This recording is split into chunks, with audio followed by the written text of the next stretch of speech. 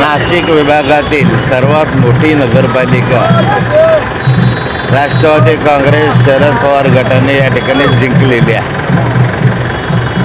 जवळजवळ 5 लाख लोकसंख्या या गावची आहे आणि आपल्या जळगाव जिल्ह्यामध्ये 2 नगरपालिका या राष्ट्रवादी काँग्रेस शरद पवार पक्षाच्या माध्यमातून लढवल्या.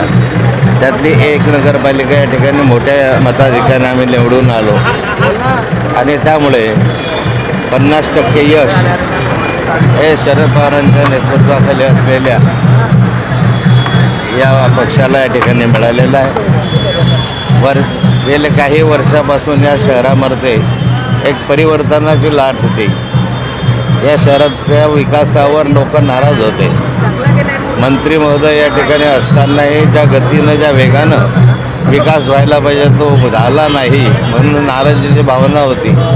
अनेक प्रश्न भुसावळ शहरामध्ये आहे आणि या प्रश्नांच्या बाबतची नाराजी मतदारांनी आपल्या मतपेटीद्वारे व्यक्त केली आणि म्हणून या ठिकाणी प्रचंड असं चांगलं यश हे राष्ट्रवादी काँग्रेसला मिळालं. मी सर्व मतदारांच्या या माध्यमातून आभार मानतो. मग पुढील नगरपालिकेची रूपरेखा कशी असेल?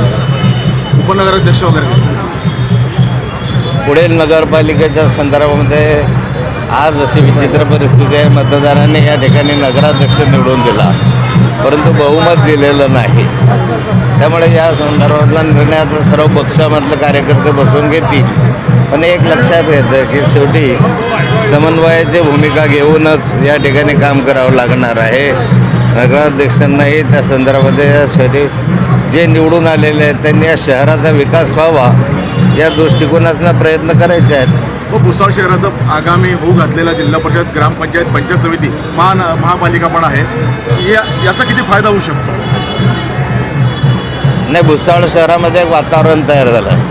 कारण हे शहर फार मोठं आहे आणि या मोठ्या शहराच्या माध्यमातून एक वातावरणामध्ये कार्यकर्त्यांमध्ये उत्साह येतो.